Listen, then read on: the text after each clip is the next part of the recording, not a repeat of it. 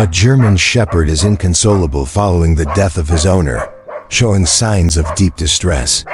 No one seems able to soothe him or provide any understanding of his suffering until a veterinarian examines his collar and discovers an unexpected message that shocks everyone involved. This revelation raises questions about what was left behind and why this dog is struggling to cope with the loss. Before diving deeper into the narrative, please take a moment to share where you are watching from in the comments section. If you find this story engaging, remember to subscribe. The sky was overcast with gray clouds above Fort Benning, echoing the sorrowful emotions of those attending Lieutenant Liam Carter's funeral. The rhythmic sound of rain tapping against umbrellas added to the solemn atmosphere as soldiers stood rigidly in their rain-soaked uniforms. 6-year-old Ethan Carter occupied a seat in the front row, tightly gripping a folded American flag. His expression was devoid of tears or quivering lips. Instead, he wore an unsettling vacant look that seemed disproportionate for his tender age. Next to him sat Rex, the German Shepherd who had served as both his father's companion in the military and the family's guardian. The dog remained immobile, but his drooping ears and sporadic whimpers revealed his inner turmoil. As the chaplain spoke, Ethan appeared oblivious to the words, his attention glued to the flag in his lap, his fingers repeatedly tracing the sharp folds of its fabric. 3 days later, a social worker escorted Ethan to the Matthews foster home. Mrs. Matthews did her utmost to make him feel welcome, offering cookies and showing him to a brightly colored room adorned with superhero posters. However, Ethan simply clutched his late father's old watch and climbed onto the bed, turning his face away from the world around him. "Dinner will be ready in an hour, sweetheart," Mrs. Matthews gently informed Ethan. However, he remained silent, not uttering a single word since the funeral had taken place. Meanwhile, on the other side of town, Rex was endlessly roaming the deserted corridors of the Carter residence. Each evening, as night enveloped the area, his mournful howls could be heard resonating throughout the neighborhood. He scratched desperately at the front door, his paws becoming raw and sore, all the while yearning for the comforting sound of Liam's truck arriving in the driveway. "That dog has been at it for days now," Mr. Peterson expressed his frustration to his wife, picking up the phone to contact animal control. "Someone really needs to take action." The following morning, 2 police officers cautiously approached the house. Rex did not resist their approach. He appeared too weary and heartbroken to put up a fight. They carefully placed him into their van, where he sat with his tail tucked firmly between his legs. At the animal shelter, Dr. Catalin Ryler gently ran her hands over Rex's fur, checking for any injuries. "He's clearly well trained," she remarked quietly, observing his excellent physical condition despite the rawness of his paws. He resembled a military dog. When she reached out to inspect his collar, Rex lifted his head slightly, allowing her to examine the tags attached to it. Among them, she found an aged military identification that displayed a name and address, Daniel Graves. Dr. Chen lingered over the tag with her fingers, before glancing at Rex's sorrowful eyes and then at the phone resting on her desk. After contemplating for a brief moment, she decided to pick up the receiver. Daniel Graves was abruptly awakened, his t-shirt clinging to his body soaked with sweat. "The darkness, 201. Dinner will be ready in an hour, sweetheart," Mrs. Matthews gently informed Ethan, but he didn't reply. He had been silent since the funeral. Meanwhile, on the other side of town, Rex wandered restlessly through the empty corridors of the Carter home. Each night, as darkness enveloped the area, his hand trembled as he struggled to find the switch for the lamp, and light flooded the messy room filled with empty bottles, crumpled papers, and dirty clothing scattered throughout. The cabin had transformed into either his sanctuary or his confinement since his return from abroad. Running a shaky hand through his unkempt hair, Daniel reached for his cigarettes. The flicker of his lighter briefly lit up a framed picture on his nightstand, which showed 2 soldiers in desert camouflage with their arms around each other, smiling at the camera. Liam's grin in that photo was the same one he had worn even during the ambush. Just before he grasped the picture, with the cigarette hanging from his lips, he whispered, "It should have been me, brother," while gently tracing his finger along the frame's edge. "I should have seen it coming." Suddenly, the sharp sound of his phone ringing shattered the morning calm, causing him to flinch. He typically ignored such calls, but something prompted him to pick it up this time. "Mr. Graves?" asked a woman's voice. "This is Dr. Chun from Riverside Animal Shelter. We have a German Shepherd here, trained for military service. We found your address on his tag." Daniel felt a knot form in his throat. "Rex?" he responded, recognizing the name. "Yes, that's correct. He belonged to Lieutenant Liam Carter, and given your connection and the military tag, we were hoping you might be willing to take him in." Instinctively, he replied with a firm no, the word escaping him harshly and automatically. "I can't. I'm not that person anymore. I can't help you." He ended the call before she could reply, and his hand shook even more violently than before. Outside, the rain hammered against the tin roof of the cabin. Thunder rumbled ominously in the sky, and flashes of lightning briefly lit up the dark woods surrounding the place. Daniel sank into his worn armchair, feeling the weight of the moment heavy on his shoulders. Daniel attempted to silence his racing thoughts by drinking whiskey, when he suddenly heard a scratching sound coming from his front door. Initially, he assumed it was merely the branches of trees swaying in the wind, but the noise persisted, deliberate and unyielding. Setting down his drink, Daniel moved cautiously toward the door. When he finally opened it, he found himself breathless. There stood Rex, his fur tangled and muddy, with dirt caking his paws. The intelligent gaze of the German Shepherd was fixed on Daniel, full of patience and expectation, as if he had somehow managed to escape from the shelter and navigate through miles of wilderness to find him. Rex did not bark or whimper. He simply waited in the rain, as though he had always known where he belonged. Daniel remained frozen at the threshold, with the rain drumming heavily against the metal awning of the cabin. Water dripped steadily off Rex's fur onto the wooden porch, forming small puddles beneath him. The dog's eyes remained locked onto Daniel's face, unwavering and patient in the dim light of the porch. "Damn it," Daniel muttered under his breath, running a hand over his stubbled chin. He stepped aside, allowing just a narrow passage for Rex to enter. The German Shepherd padded inside slowly, his wet claws making soft clicking sounds against the hardwood floor.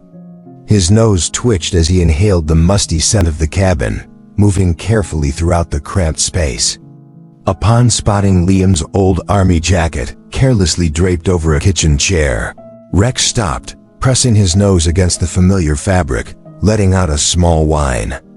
After circling the chair 3 times, he finally settled beside it, resting his chin on his paws.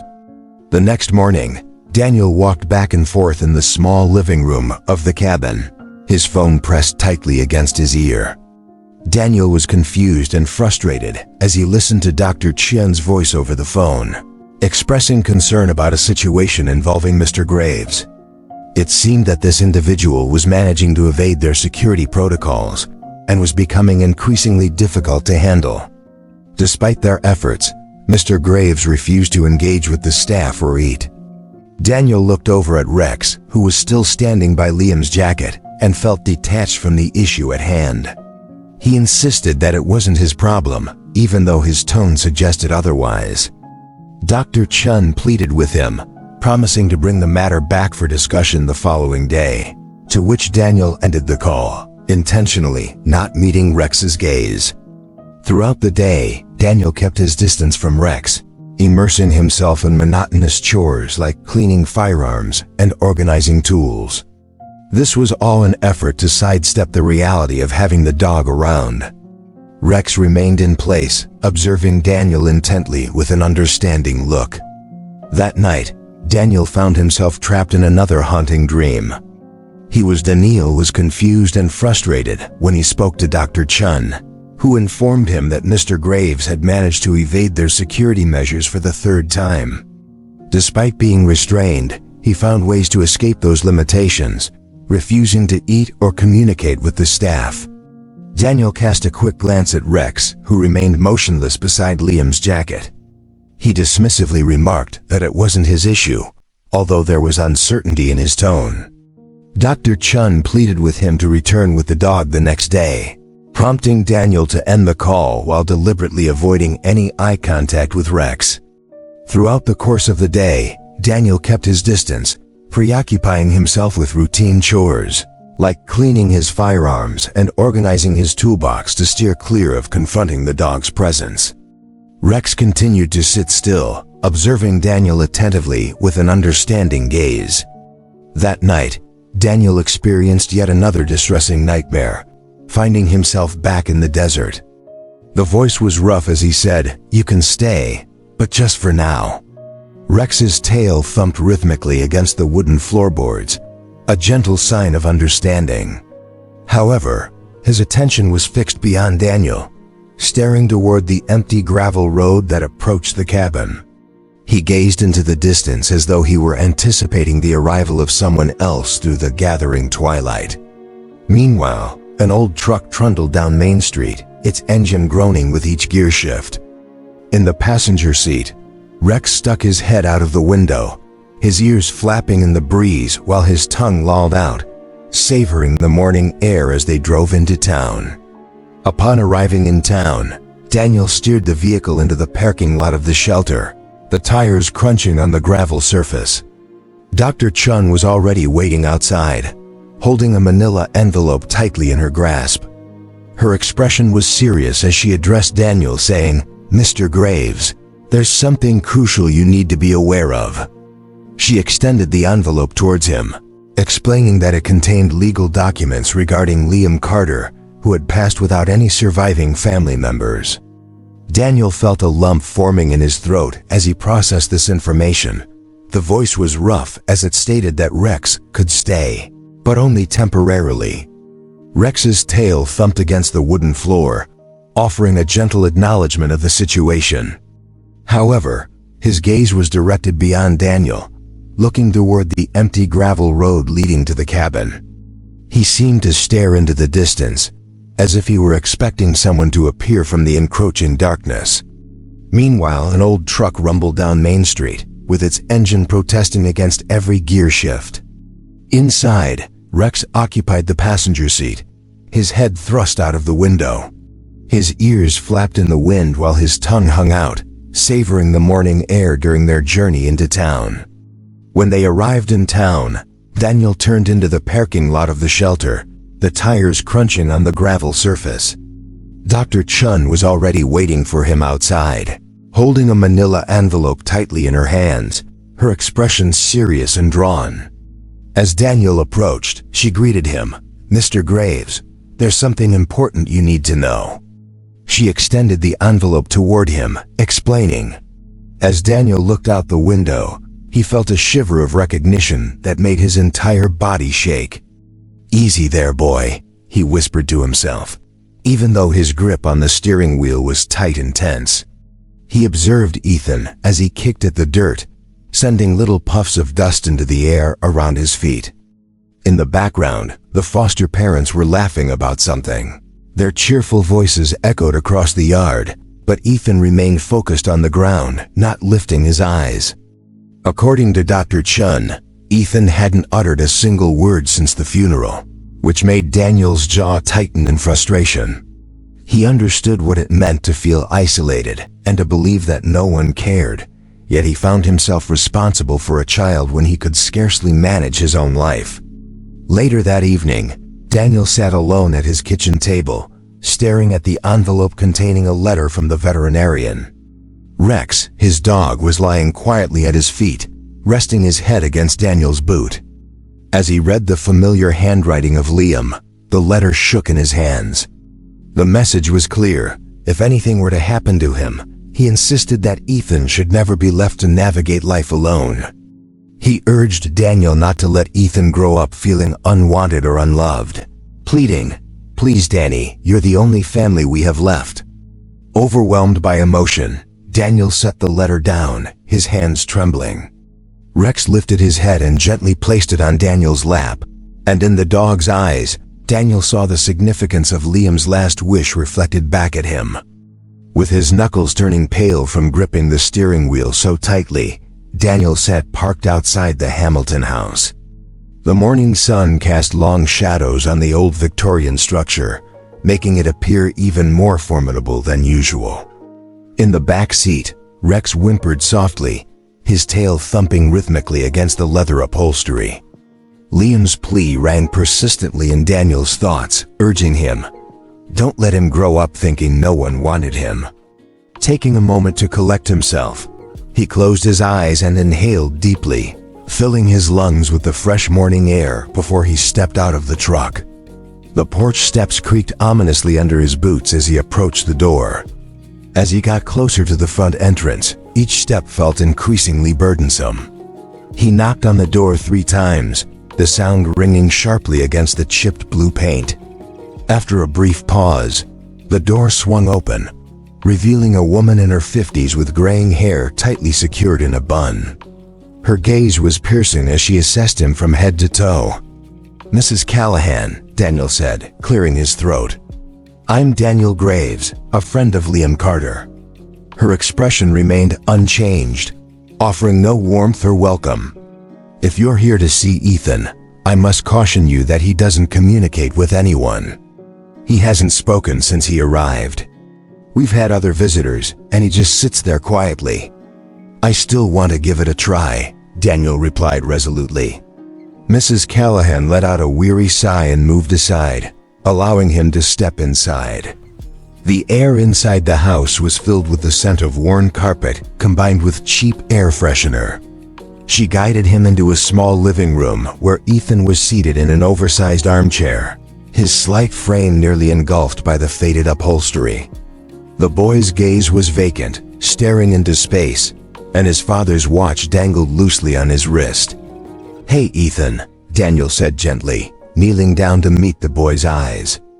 "I'm not sure if you remember me, but I was a friend of your dad." Ethan stood completely still, not even blinking. It was as if he were a statue rather than a living person. Daniel's voice wavered slightly as he mentioned how he and Ethan's father had served together, recalling how often the man spoke fondly of his son.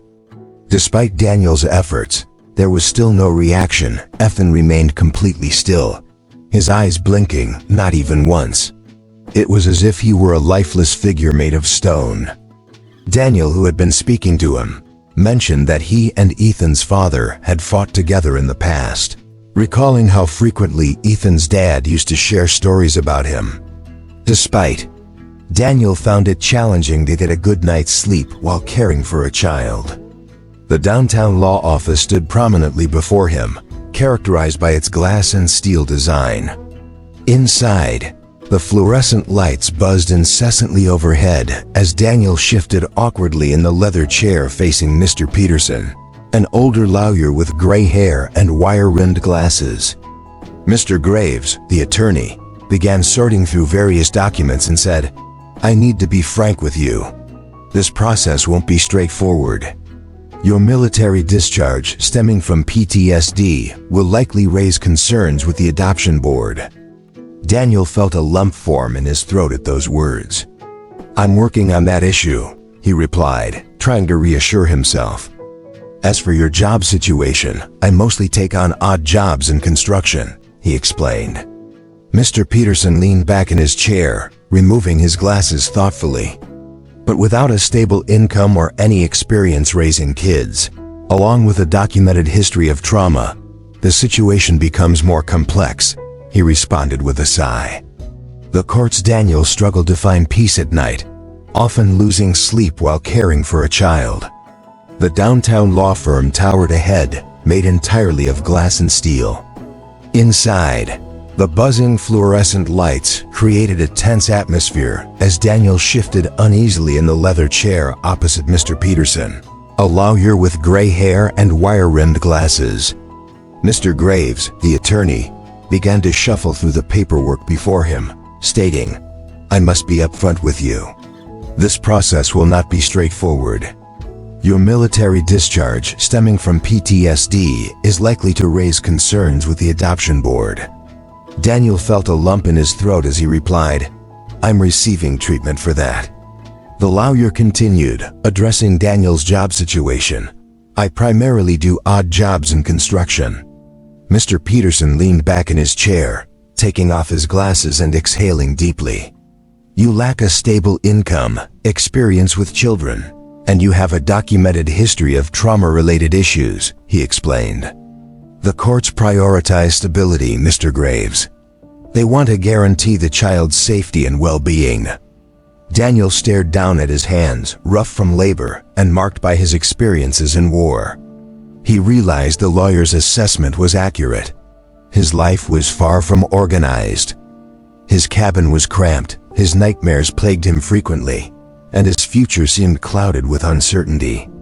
Later that afternoon at the Hamilton residence, Daniel observed quietly from the doorway as Rex lay close to Ethan's chair. The dog had remained still since their arrival, his gaze fixed on the boy, as if trying to remember each breath he took. Ethan's small fingers were intertwined in Rex's fur, gripping tightly as though the dog might vanish if he released his hold. Then, with such softness that Daniel almost didn't catch it, Ethan whispered the name Rex, his voice fragile and tentative, like a young bird testing its wings after a fall. Hearing this, Daniel's heart skipped a beat. It was the first time he had heard the child speak. Rex responded by thumping his tail against the floor and inching closer to Ethan. Daniel took a deep breath before crossing the room to kneel beside Ethan's chair. The boy remained focused on Rex, not lifting his gaze. As Daniel's hands trembled with anxiety, he mustered the strength to say softly, I'm going to take care of you. Slowly, like sunlight breaking through clouds, Ethan raised, taking a deep breath. Daniel moved across the room and knelt down next to Ethan's chair. The boy didn't glance up. His gaze remained fixed on Rex. Daniel's hands trembled slightly as he mustered his resolve, softly assuring Ethan, I'm going to take care of you. His words came out slowly, reminiscent of. After Ethan ordered burgers and fries, Daniel cleared his throat and shared a memory. You know, your dad and I used to come here regularly, he said while observing Ethan trace patterns on the old tabletop. Would you like to hear a story about him? Ethan didn't say anything, but his body language indicated that he was listening, as his shoulders tensed just a bit. Daniel continued, speaking softly. We were stationed overseas in a very dangerous situation. Our entire squad was pinned down, and the stress levels were high since the radio had failed. He smiled at the recollection. Your dad started telling these awful jokes, ones that were truly terrible. He recalled, for instance, he asked, why don't eggs tell jokes? Because they'd crack up. A small smile flickered at the corner of Ethan's mouth as Daniel pressed on. Eventually, everyone was laughing so hard that we could barely hold our weapons. That laughter helped clear our minds. It allowed us to think better and ultimately find a way out. Your dad saved us all that day simply by making us smile. Ethan's eyes showed a spark of recognition, and he tightened his grip around Rex's fur. Even though he didn't speak, his body seemed to relax a bit, leaning towards the story as if drawn to it like a flower seeking sunlight. Once they finished their meal, Daniel heard Mrs. Allen's voice near the diner's entrance. She was on her phone, speaking in a low tone but clearly audible. Yes, tomorrow at 2 works perfectly, she was saying. The Hartleys are very excited to meet him. I believe we can finalize everything within the week. Daniel felt a knot form in his stomach as he observed Ethan carefully arranging his fries. The boy appeared oblivious to the conversation that was shaping his future. Yet Rex perked up, attentive to the unfolding dialogue. The next day, Daniel's brown eyes were fixed intently on Mrs. Callahan as he prepared breakfast when his phone buzzed unexpectedly. Rex perked up his ears, sensing the change in the atmosphere as Daniel answered a call from his attorney, Sarah Martinez. Daniel, we have to act quickly, Sarah's voice conveyed. Following day, Daniel had his brown eyes focused intently on Mrs. Callahan when his phone suddenly vibrated while he was preparing breakfast. Rex, his loyal dog, perked up his ears as Daniel picked up the call from his attorney, Sarah Martinez. "Daniel, we need to act quickly," Sarah's voice came. Daniel noticed the fear in Ethan's eyes, a familiar anxiety that had surfaced during the funeral. At that moment, Ethan had clutched the folded flag as Daniel observed the unmistakable fear reflected in Ethan's eyes. Fear reminiscent of what he had seen during the funeral when Ethan held the folded flag tightly, as if it represented his last link to everything he knew. "I'll see you soon, kid," Daniel reassured, attempting to project more confidence than. Daniel leaned forward, his voice tense as he spoke. "I was Liam's closest friend. We served together," he said, emphasizing the bond they shared. "I possess knowledge about Ethan's father that nobody else does, stories and memories that must carry some weight." Caldwell acknowledged this as he rifled through documents, but pointed out that the Hartley family, who intended to adopt Ethan, had advantages Daniel lacked. They owned a spacious 4-bedroom home in a reputable school district, and both parents held secure jobs. They had successfully raised 3 children, 2 of whom were now attending college. Caldwell paused for a moment, peering over his glasses at Daniel before continuing. "They can offer the stability that Ethan needs." With all due respect, Daniel argued more forcefully. They can't provide him with what he truly requires: a link to his father. They can't recount the time Liam lightened the mood during a firefight with a joke. They don't have the watch that his father wore daily while serving. His hands tightened into fists on his knees. They are unable to help him comprehend his origins. Caldwell sighed heavily as he retrieved a pile of paperwork. "The process is going to be challenging." Danny moved closer, his voice tense as he spoke. "I was Liam's closest friend and we served together. I have insights regarding Ethan's father that nobody else possesses, tales and memories that surely hold some value." Caldwell acknowledged this while rifling through the documents. "However, the Hartley family, who is looking to adopt Ethan, has advantages you don't. They own a 4-bedroom home in a reputable school district. Both parents have stable jobs, and they have successfully raised 3 children, 2 of whom are currently attending college." He paused, adjusting his glasses as he looked at Daniel. "They can offer Ethan the kind of stability he requires." With all due respect, Daniel's tone became more assertive. "They can't provide what he truly needs: a bond with his father. They won't be able to share the story of how Liam managed to save our entire team by making the joke during a firefight. They can't show him the watch that his father wore every day while serving." His hands balled into fists on his knees as he emphasized, "They cannot help him comprehend his roots." Caldwell let out a sigh and began to pull out a stack of paperwork. "The process will certainly be challenging. Are you absolutely certain you want to continue?" Daniel replied without any doubt, affirming, "Yes." The following hour went by in a whirlwind of signing documents and navigating complex legal jargon. By the time Daniel exited the office, his hand was sore from all the signatures, but the request for guardianship had been officially submitted. The drive back home felt unusually extended. Upon entering his cabin, he found Rex lying beside the couch, nose resting against a small blue blanket that Ethan had forgotten during his last visit. The dog's gaze was fixed on the fabric, letting out a soft whine. Daniel knelt beside Rex, gently stroking the shepherd's thick fur as he whispered promises of getting him back. He sat in his truck parked outside the Department of Child Services, his fingers tapping rhythmically against the steering wheel in a sign of his growing anxiety.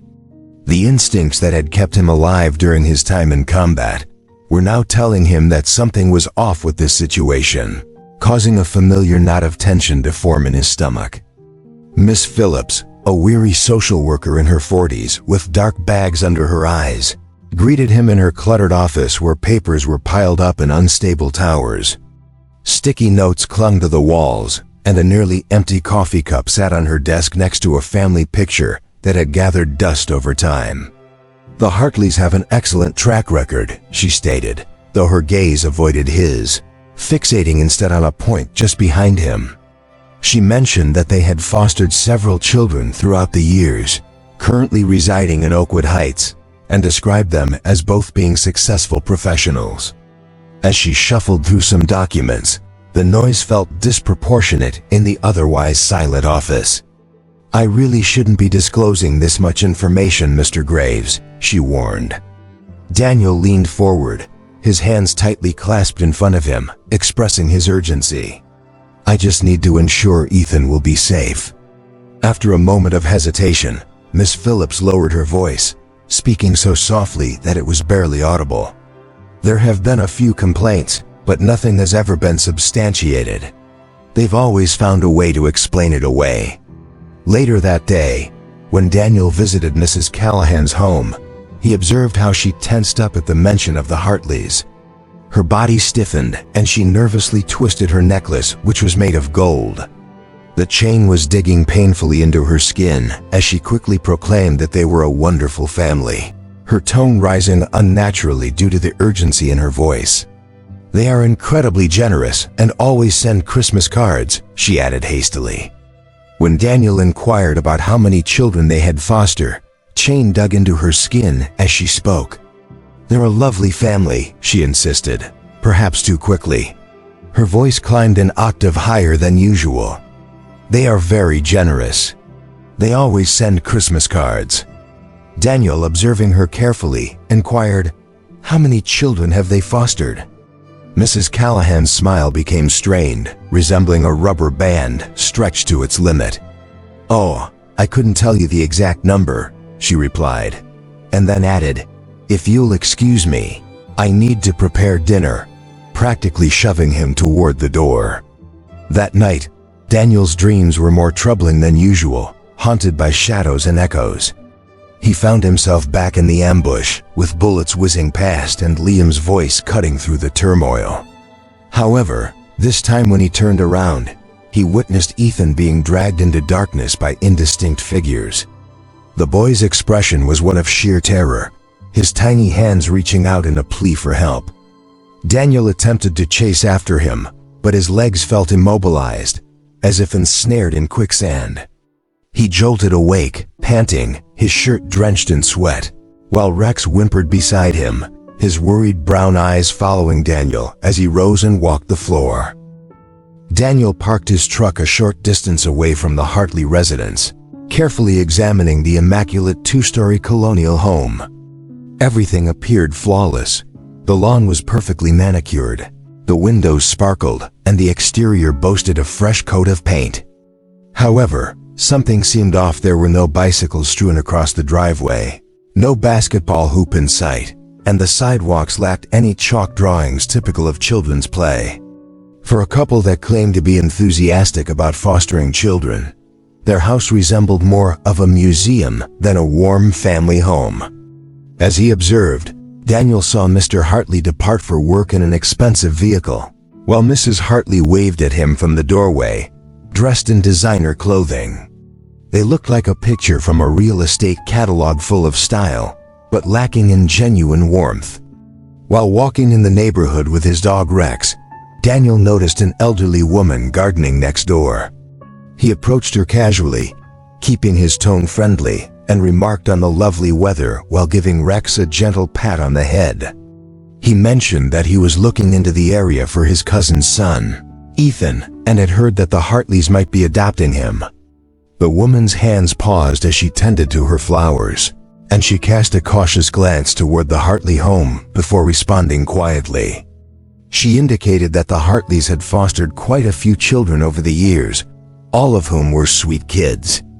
However, she hesitated, fiddling with her gardening gloves, and noted that none of them ever stayed for long. There always seemed to be some reason why the placements didn't work out. She recalled the last boy, Tommy, who had only been there for 3 months before being sent back. Daniel felt a tightening in his chest as he thanked her and headed directly to the public library. At a computer terminal, he began searching through adoption records and newspaper archives. What he uncovered sent a chill through him. Over the past 5 years, the Hartleys had a troubling history. Daniel had taken care of 8 different foster children, but none of them had remained with him for more than 6 months. Each situation ended with the children being returned to the system, typically due to complaints regarding their behavior. It was evident that there was a recurring pattern. Tackwood Neal had previously taken in 8 different foster children, but none of them stayed for more than 6 months. Each time, the children were sent back to the system, often due to complaints regarding their behavior. It was evident that there was a recurring pattern. They would take in a child, collect government funds for their care, and then find reasons to return the child to the system, only to repeat the process again. With printed records of these occurrences in hand, Daniel made his way to the Department of Child Services, gripping the steering wheel tightly as he drove. When he entered the office, M. Phillips looked up from her desk, and he laid out the documents in front of her. "Take a look at this," he urged, indicating the data illustrating that 8 kids had been returned within 5 years, suggesting that this was not just a coincidence.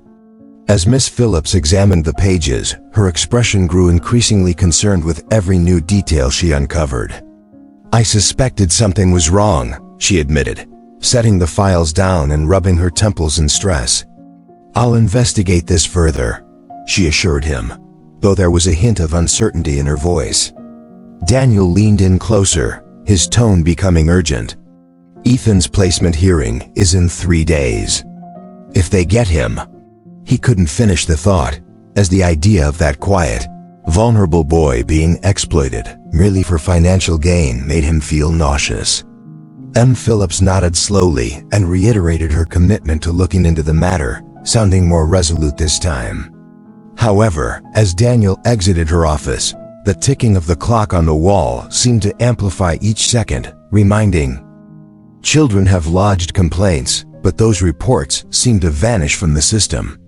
Daniel straightened his posture, his free hand balling into a fist. "What type of complaints are we talking about?" he asked.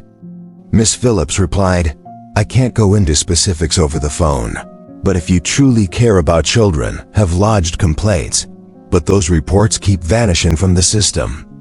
Daniel straightened his posture and his free hand tightened into a fist. "What kind of complaints?" he inquired. "I can't discuss specifics over the phone," Miss Phillips replied. "However, if you genuinely care about..." Once again, Daniel was confronted with that same sense of emptiness he had experienced at the funeral. It mirrored the expression of a child who had realized that revealing their pain only led to greater suffering. As Daniel dialed Miss Phillips' number, his hands trembled with barely contained anger. She picked up on the first ring. "I just saw Mrs. Callahan grab Ethan," he said, his voice strained with suppressed rage. "She hurt him. Tell me what I need to do to rescue him from there."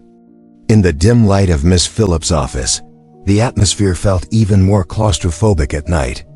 The shadows cast by her desk lamp formed dark corners that reflected the seriousness of their discussion. She rummaged through some papers, her expression tight with worry as Daniel sat across from her, his posture stiff with tension. "Look," she began, folding her hands neatly on the desk. "I believe you regarding Mrs. Callahan. However, if you want to demonstrate that Ethan is in peril, you'll need more than just a gut feeling. You require tangible evidence." Daniel ran his fingers through his hair, frustration evident on his face. "What kind of evidence are we talking about? Documentation? Witnesses? Anything that can clearly indicate a history of abuse or neglect?" Her voice dropped as she responded, "The system won't respond without solid proof." The following nights found Daniel parked on the street outside the Callahan residence, with Rex sitting beside him, providing a reassuring presence. Rex's military training proved beneficial, enabling him to stay vigilant during hours filled with watching and waiting. However, this situation was fundamentally different from his overseas missions. Now the safety of a child was at stake. On the third night, when the summer air was warm and still, Sounds from inside the house. Daniel experienced a profound sense of emptiness, reminiscent of what he had felt during the funeral. It was akin to the expression on a child's face who, angry, Daniel shouted for the crying to cease immediately, threatening that he could give the child a real reason to cry. Through the car window, he noticed angrily. Daniel commanded the child to cease crying immediately, threatening that if he didn't, he would give him a reason to cry even more. Daniel's voice was filled with frustration as he expressed his anger about the Hartleys. They aren't merely inadequate foster parents. They are engaged in a deceitful scheme. Daniel straightened up, now fully aware and attentive to what was being discussed. The scam involves taking in children, receiving government funds for their care, and then lodging complaints that portray the children as impossible to manage. As a result, those kids are returned to the foster care system, but the Hartleys continue to receive financial support until the bureaucracy catches up with them. By that time, they have already targeted a new child.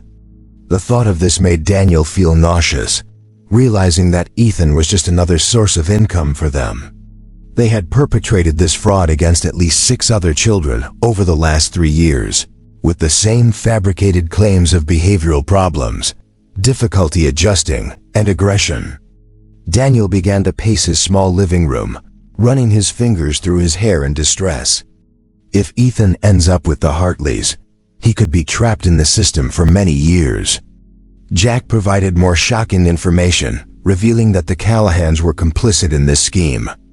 Mrs. Callahan has been a foster parent long enough to understand the grim outcomes for these children, yet she still sends them to the Hartleys.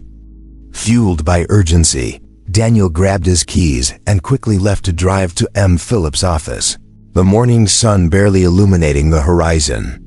Upon arriving, he found her already hard at work, as was her routine. After sharing all the troubling findings that Jack had uncovered, M. Phillips sank into her chair, looking noticeably pale as she reviewed the documents. "This situation clarifies so much," she remarked, connecting the dots between the pattern of complaints and the rapid placements. Looking at Daniel, her hands trembled slightly as she said, "I can advocate for a temporary halt on the adoption process, but unless Ethan comes forward to discuss what is truly happening with the Callahans, it won't be sufficient to ensure his safety in the long run." With this weighty realization, Daniel walked back to his truck. Feeling overwhelmed by the burdens he carried, he caught sight of himself in the side mirror. His eyes looked weary, and deep worry lines had formed over the years since he left the military. He had avoided confrontations he felt were unwinnable, and had secluded himself in his cabin, allowing life to continue without him. However, this time was different. It was no longer just about paying tribute to Liam's memory. This was now a matter of rescuing a young feeling overwhelmed by the burden of everything weighing on him. He noticed his reflection in the side mirror. His eyes looked weary, and deep worry lines were etched into his face from years of struggle. After leaving the military, he had avoided confrontations he believed he couldn't handle. He had secluded himself in his cabin, watching life move on without him. However, this time was different. It was no longer just about paying tribute to Liam's memory. Now, it was about protecting a young boy who deserved far more than being seen as a source of financial gain. Clenching the truck door with resolve, the boy's eyes were wide, filled with unmistakable fear as he scanned the dark street below.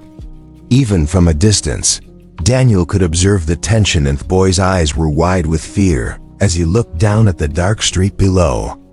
Even from a distance, Daniel could sense the tension in the child's shoulders.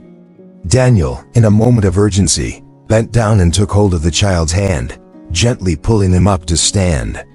The boy's fingers felt icy against Daniel. Daniel reached down to grasp the boy's hand, gently pulling him to stand up. The child's fingers felt frigid against his skin as he said, "You're coming." Daniel recognized the face in front of him as someone who knew his father. The man's voice was barely audible, rough from not being used often. Daniel took a seat in the old armchair opposite him, making an effort to keep his tone calm and steady as he responded, "Yes, kid, I did know him." Meanwhile, Daniel recognized the familiar voice of Ethan's father, which was barely audible and rough due to lack of use. He settled into the old armchair across from him, attempting to maintain a calm tone as he replied, "Yes, kid, I did." Ethan nervously twisted the fur of Rex, his dog, as he summoned the courage to ask his next question. When it finally came out, it struck Daniel like a physical impact. "Why didn't you come for me sooner?" Daniel felt a tightening in his throat. The weight of the truth loomed heavily on his lips. He had been fearful of failing, fearful of not measuring up, and fearful of disappointing Liam once again. But as he gazed at Ethan, this brave yet shattered little boy who had already endured so much, Daniel realized one unequivocal thing: he would no longer run away. The flickering neon light from the motel sign cast an unsettling red hue through the thin curtains, creating shadows on the worn-out carpet. Daniel remained seated in the creaky armchair, observing Ethan, who was snugging himself deeper into the rough motel blanket. Seeing Ethan's image displayed on the screen while listening to the reporter label him as a missing child intensified the sense of reality and danger surrounding their situation. Ethan gazed at his reflection, anxiously twisting the blanket with his small fingers. "They won't believe me, will they?" he whispered, his voice trembling with fear and resignation. Daniel turned to him and slowly shook his head. "Not yet, but we'll make them listen."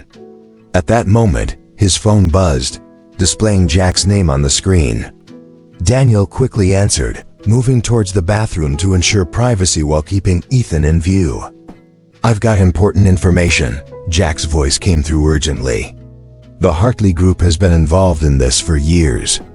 I've uncovered bank statements showing suspicious transfers to social workers. They're bribing people to keep their activities under wraps. I have proof, but we need someone who is willing to review it." As Daniel absorbed this news, he felt his jaw tighten. After a brief pause, it became clear to him that there was only one individual who could possibly assist them, and Phillips. She had previously expressed concern and attempted to investigate within the limits of the system. Perhaps now, with concrete evidence in hand, she might be inclined to take more decisive action. Returning to the main room, Daniel crouched down in front of Ethan. In the dim light, the boy appeared small and delicate, yet there was a resilient strength in his gaze that reminded Daniel of Liam. "We're going to resolve this, kid," Daniel reassured him gently. "But I need you to trust me." Ethan scrutinized Daniel's face for what felt like an eternity, while Rex moved closer, offering silent support by pressing against Ethan's leg. Finally, Ethan nodded slightly and said, "I trust you." The sun was seeing Ethan's face on the screen and listening to the reporter describe him as a missing child made the situation feel more tangible and perilous. Ethan gazed at his own image, his small hands nervously twisting the blanket. "They won't believe me, will they?" His voice was barely above a whisper, heavy with fear and acceptance of his circumstances. Daniel turned to him, shaking his head slowly, indicating that they still had a chance. "Not yet," he reassured Ethan, "but we're going to make them listen." At that moment, his phone buzzed, displaying Jack's number, prompting Daniel to answer quickly while moving toward the bathroom for some privacy, all the while keeping Ethan in his sight. "I've got something," Jack's voice came through urgently. "The Hartleys have been involved in this for years. I discovered bank records with suspicious transfers to social workers. They're essentially buying people off to sustain their operations. I've got proof, but we need someone willing to take a look at it." As Daniel absorbed the information, his jaw tightened. After a brief moment of contemplation, he realized there was only one person who could assist them, M. Phillips. She had previously shown concern and had attempted to investigate within the limitations of the system. Perhaps now, with concrete evidence, she would be inclined to take further action. Daniel walked back into the main room and knelt down in front of Ethan. The boy appeared small and delicate in the dim light, yet there was a tenacity in his eyes that reminded Daniel of Liam. "We're going to resolve this, kid," Daniel said softly, "but I need you to trust me." Ethan studied Daniel's. In the deserted parking lot of the Child Services building, Ethan was resting in the back seat while Rex kept him company. Suddenly, the boy jolted awake when the car engine turned off, his eyes wide with confusion. M. Phillips was positioned at her office door, her expression revealing a mixture of emotions. As soon as she noticed them, she motioned for them to enter, making sure to check the hallway before securely shutting the door behind them. "Do you have any idea what you've done?" she whispered, her voice low yet filled with intensity, her hands trembling slightly as she drew the blinds shut. Daniel stood tall, positioning himself between M. Phillips and Ethan. "I know precisely what I did. I safeguarded him when no one else would," he explained, detailing how Mrs. Callahan had roughly handled Ethan, and the boy's frantic attempts to escape the cycle of neglect and abuse that had been overlooked.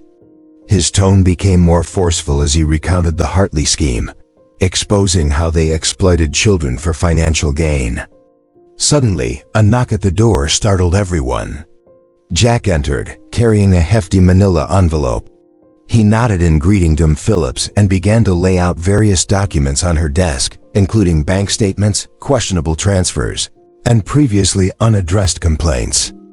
Jack pointed out the timelines, highlighting that each time a new child was taken in, money moved into specific accounts, some of which belonged to social workers who had since departed from the agency. Phillips scrutinized the documents, her professional demeanor faltering as she confronted the undeniable evidence of corruption within her own organization. She glanced over at Ethan, who sat quietly in the corner with Rex leaning against his legs. "Ethan," she said softly, "do you want to return to foster care? We can find you a different home." To this, Ethan responded quietly, "They hurt me," in a soft voice that was almost a whisper, yet carried an undeniable conviction that resonated throughout the room. Ethan clutched Rex's fur tightly with his small hands as he expressed his feelings. "I don't want to go back," he said. Miss Phillips took a sharp breath, rubbing her forehead in frustration. Spoken words were barely audible, yet they resonated with a conviction that filled the space around them. The young boy's delicate fingers clutched Rex's fur tightly as he expressed his wish not to return. Miss Phillips let out a sharp breath, her hand massaging her forehead, which highlighted the gravity of the situation and the burden she felt regarding her duty. She had faith in their claims, and Daniel could see that belief reflected in her eyes. Resolutely, she reached for her phone, her jaw set tight, fully aware that what lay ahead would be complicated. "This is going to get complicated," she declared while dialing the number of the Child Services Director. Looking back at Daniel, she assured him, "But I will advocate for him." Daniel acknowledged her determination with a nod, his hand resting protectively on Ethan's shoulder. They had indeed crossed a boundary by bringing Ethan into the office, yet sometimes adhering to the moral high ground necessitated bending the rules. The fluorescent lights buzzed incessantly above them as Miss Phillips made call after call, her tone becoming more assertive with every conversation. Meanwhile, Daniel paced near the window, observing Ethan, who sat cross-legged on the floor, his fingers entwined in Rex's soft fur. "Yes, ma'am," Miss Phillips spoke urgently into the receiver. "This is critical. We require that hearing today." Her fingers tapped rhythmically on her desk as she listened intently. "No, it's imperative that it cannot wait," she insisted, just as the distant wail of police sirens pierced the stillness of the morning. In an instant, Daniel's military instincts kicked in. He felt his body tense up as his senses heightened. Ethan reacted instinctively too. Fear etched across his features as he lifted his head. The sirens grew increasingly. The second officer instructed Ethan to accompany them, which prompted him to quickly rise and cling to Rex's neck. The German shepherd's fur stood on end. Second officer instructed, "You need to come with us." Ethan quickly got up, wrapping his arms around Rex's neck. The German shepherd's fur stood on Daniel may have temporarily evaded arrest, but he had undeniably crossed a significant threshold that couldn't be undone. A few days later, the courtroom was filled with a palpable sense of anxiety as Daniel sat next to Miss Phillips, his hands tightly clasped in his lap, his knuckles turning white from at the start. Daniel might have managed to evade arrest for the time being, but he had already crossed an irreversible boundary. A few days later, the courtroom was filled with a palpable sense of anxiety as Daniel sat next to Miss Phillips, gripping his hands tightly in his lap. His knuckles were pale from the stress. Ethan was seated on the chair between them, his feet barely grazing the ground. He wore the new shoes that Daniel had purchased for him, which were now scuffing against the shiny wooden floor. Across the aisle, the Hartleys displayed identical masks of feigned worry, their designer outfits and impeccable posture exuding wealth, while Mrs. Callahan's gaze remained focused on her fidgeting hands as she tugged at a loose thread on her sleeve. Judge Henderson, a stern-looking woman, scrutinized the documents laid out before her, her lips pressed together in concentration, with her reading glasses perched precariously on the bridge of her nose. The fluorescent lights in the courtroom cast stark shadows over her weathered features. The Director of Child Services approached the bench, holding a hefty folder filled with documents that were nearly spilling out. "Your Honor, this is a complicated case," he began. "Although Mr. Graves' actions may have been unconventional, there is significant evidence pointing to negligence on the part of Mrs. Callahan." His voice resonated in the hushed courtroom. Miss Phillips took her turn to present her findings in a structured manner, showcasing photographs depicting bruises on Ethan's arms, records highlighting the Hartleys' questionable behavior with other foster children, and financial statements indicating irregular payments. Despite her hands quivering slightly, her tone remained calm and professional. "Additionally," she continued as she adjusted her glasses, "Mr. Graves has kept consistent communication with his VA counselor. His PTSD is being effectively managed, and he has demonstrated remarkable." The lawyer representing Harley was standing there, adjusting his silk tie with well-groomed fingers. He addressed the court, stating, "Your Honor, Mr. Graves is a veteran who has experienced significant difficulties and has committed the act of kidnapping a child under the cover of night. His military discharge documents clearly indicate that he is unstable. He resides alone in a cabin, lacks consistent employment, and has no experience caring for children. It raises the question, how can a man who struggles to care for himself be fit to raise a 6-year-old boy?" His tone was laced with deliberate contempt. Daniel gritted his teeth but remained quiet, his years of military training reflected in his stiff posture. Ethan, watching the exchange between the adults, felt his small hands gripping the edge of the chair, his knuckles turning white as they matched Daniel's tension. Suddenly, he stood up, his chair scraping loudly against the floor. With a trembling yet clear voice, he declared, "I want to stay with Daniel." The courtroom fell silent as all eyes turned to him, surprise etched on their faces. He swallowed nervously but pressed on, lifting his chin slightly, saying, "My dad wanted me to be with him, and Rex wants me to be with him. They are my family." The truth in his words resonated with the simplicity of a child's perspective. A heavy silence enveloped the room, thick with unexpressed emotions and tension. Judge Henderson scrutinized Ethan closely, taking note of his resolute posture and the way he instinctively leaned towards Daniel. After what felt like an eternity of deliberation, she finally spoke. Her voice carried the gravity of someone who had faced similar decisions countless times before. "This case necessitates thorough examination. Until I reach a final verdict, Ethan will remain in Mr. Graves' temporary custody." She tapped her gavel once, producing a sharp, conclusive sound that signaled the end of the proceedings. Daniel exhaled shakily, relief washing over him. Gently squeezing Ethan's shoulder, Daniel felt the warmth radiating from the boy through his Sunday best shirt. Leaning against him, Ethan exhibited agently squeezing Ethan's shoulder. Daniel could feel the boy's warmth seeping through his Sunday best shirt. The young boy leaned against him, a look of relief evident on his small face as the tension gradually faded from his little body. As they pulled into the driveway of their cabin, the tires crunched over the gravel, and the setting sun bathed the sky in brilliant hues of orange and purple, casting long shadows across the weathered wooden porch. Rex was the first to jump out, energetically running around the yard, while Ethan remained in the passenger seat, his small hands gripping his backpack tightly. "Come on, kid," Daniel said gently, opening Ethan's door. "Let's go inside." Once inside, the cabin felt somehow different, warmer, despite its usual furnishings.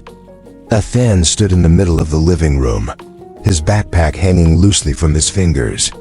He surveyed the surroundings as though he were seeing them for the very first time: the old couch, the scratched coffee table, and the framed photos of Daniel and Liam adorning the walls. Everything now held a new significance for him. "So we're staying?" Ethan's voice barely rose above a whisper, his words infused with a mixture of hope and uncertainty. Daniel knelt to meet his gaze, placing a reassuring hand on his shoulder. "Yeah, buddy, we're staying." However, as he spoke those words, a sense of unease settled in his stomach. Having experienced enough challenges in life, he recognized when something felt amiss. That night, after tucking Ethan into the spare room with Rex curled protectively at the foot of the bed, Daniel attempted to find sleep. The house creaked and settled around him, familiar sounds that typically brought him comfort. Yet, around midnight, Rex's sharp bark sliced through the silence, causing Daniel's eyes to snap open with alarm. As Rex's instincts kicked in, his barking became increasingly intense and aggressive, signaling a warning. Meanwhile, Daniel stealthily retrieved his service pistol from the locked box in his closet, feeling the familiar weight of it in his hands. He cautiously pulled back the curtain just enough to get a glimpse outside. In his driveway stood Mrs. Callahan, her figure lit up by the motion-activated light. She was engaged in conversation with a man dressed in an expensive suit who appeared to be anxiously checking his watch. The quiet yet urgent tone of their exchange sent a chill down Daniel's spine, offering no relief with the coming morning. Just as he was preparing breakfast, Daniel's phone rang, displaying Philip's name on the screen. Her voice sounded strained with worry. "Daniel, the Hartleys have managed to pull some strings with higher authorities," she informed him urgently. "They're attempting to reverse Judge Henderson's decision regarding temporary custody." There was a pause, accompanied by the sound of papers rustling in the background. "They're coming for Ethan today." Daniel gazed out the kitchen window, observing Ethan playing with Rex in the backyard, their laughter a sound that had been quite rare only days before drifting through the glass. Clenching his fists and tightening his jaw, he vowed, "They're not taking him." His voice was low but filled with determination. "I refuse to continue following their rules. If the system won't keep him safe, then I will." The following day, Daniel sat rigidly in Mr. Caldwell's office, occupying a leather chair with his hands tightly clasped in his lap. Morning sunlight streamed through the Venetian blinds, creating striped shadows that fell across the polished surface of the desk beside him. Ethan was seated at the edge of his chair, one hand lost in Rex's fur seeking comfort. Mr. Caldwell adjusted his reading glasses, his expression serious and somber. "This is it, Mr. Graves. Our final hearing takes place this afternoon. If we are unable to persuade the judge that you are suitable to adopt Ethan, then this is it, Mr. Graves. Our final hearing is set for this afternoon. If we are unable to persuade the judge that you are suitable to adopt Ethan, the Hartleys will secure permanent custody over him." He leaned in closer, his tone becoming gentler, emphasizing that after this moment, there will be no additional opportunities for appeal. The gravity of those words hung heavily in the air. Daniel glanced at Ethan, who tightened his grip on Rex's fur, conveying his anxiety. In the courthouse, the atmosphere was charged with tension. Miss Phillips stood before Judge Henderson, speaking with a firm and unwavering voice, saying, "Your Honor, we have discovered evidence indicating a pattern of systemic fraud orchestrated by the Hartleys." She gestured towards Jack, who came forward carrying a large folder filled with documents. "They have been taking advantage of the foster care system for years, bringing in children solely for monetary benefit before ultimately discarding them back into the system," she explained. Jack stepped up, presenting document after document as he spoke. "We possess proof of several instances in which the Hartleys bribed social workers to ignore complaints against them," he added. "Mrs. Callahan was their main source for vulnerable children, deliberately placing kids she knew would not stand up for themselves." In response, the Hartleys' lawyer leaped to his feet, his complexion reddening with indignation. "These allegations are unfounded, Your Honor. My clients are respected members of the community," he asserted. However, Miss Phillips interrupted him, bringing forth additional paperwork. "We have signed statements from 3 former foster children who detail their troubling experiences while living in the Hartleys' home," she countered. "Furthermore, we possess bank records that reveal suspicious payments made to Mrs. Callahan following each child placement." The Hartleys' attorney stumbled over his words, attempting to shift the blame elsewhere, but his arguments became more frantic and unconvincing.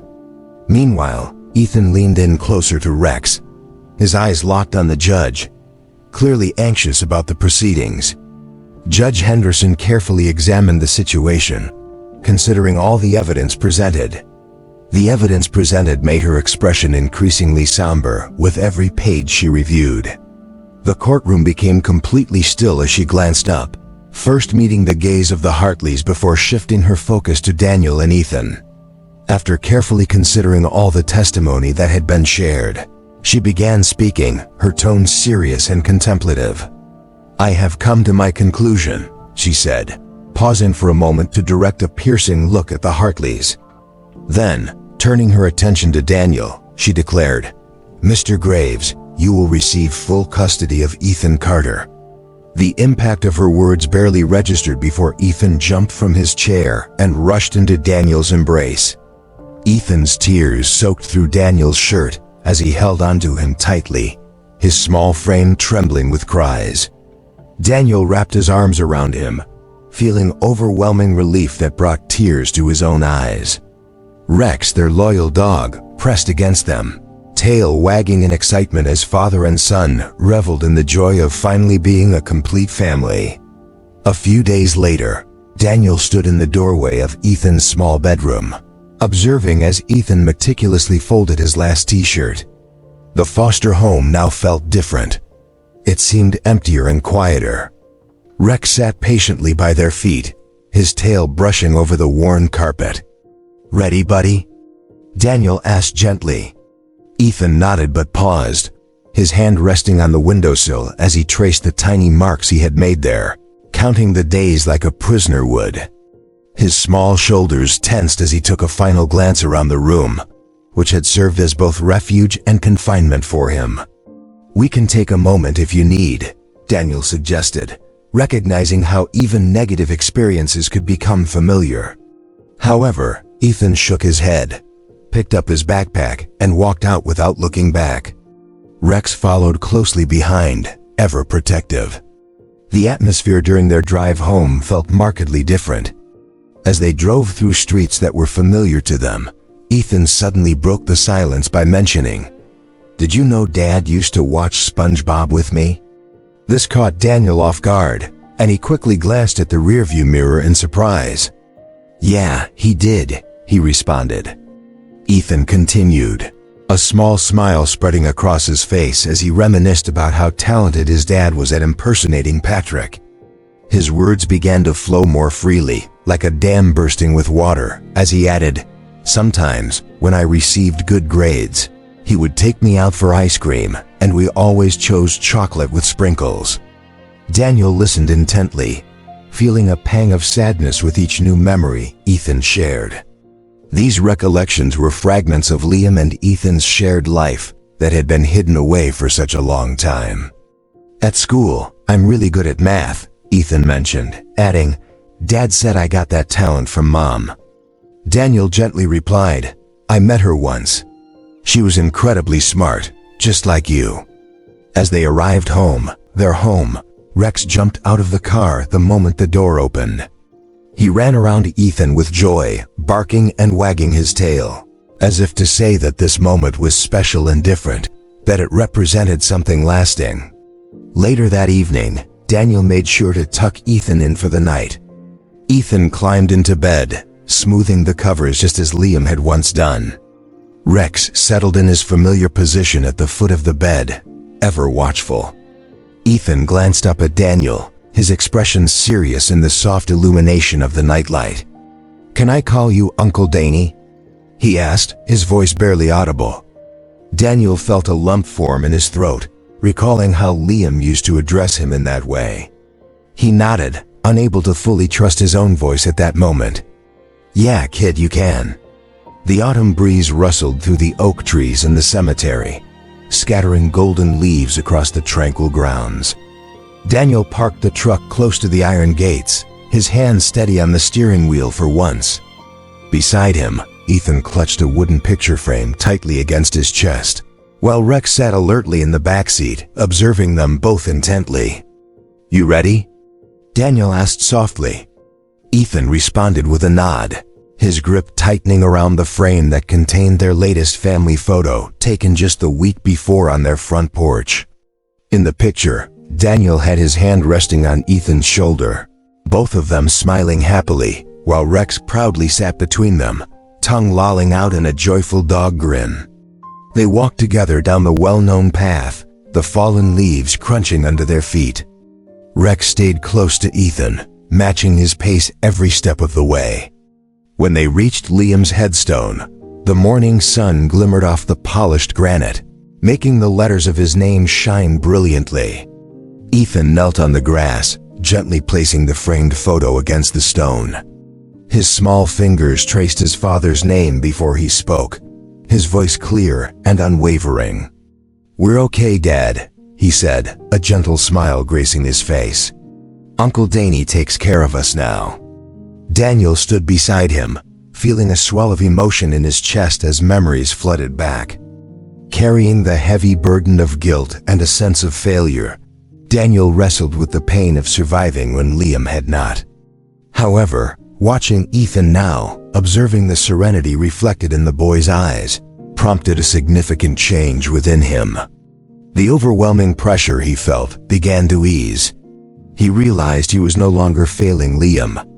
Instead, he was honoring his promise, not only to safeguard Ethan, but also to provide him with a genuine home and a loving family. Rex, the dog, nestled against Ethan's hand, and the boy affectionately scratched behind Rex's ears. "Rex takes care of us too," Ethan remarked, which brought a smile to Daniel's face. When the moment came to leave, they strolled back toward the truck as a unit, with Ethan's small hand clasping tightly onto Daniel's. Rex happily trotted alongside them, his ears perked up and tail wagging gently. The morning breeze felt distinct this time, lighter and somehow cleaner. As Daniel glanced down at Ethan's hand in his, he experienced an emotion that had eluded him since before the war. He no longer felt shattered or defined solely by his role as a soldier, burdened with countless scars and haunting nightmares. He had transformed into something entirely different, something far more fulfilling. He was now a father. If you found this story enjoyable, I've selected another one just for you. Be sure to click here to watch it.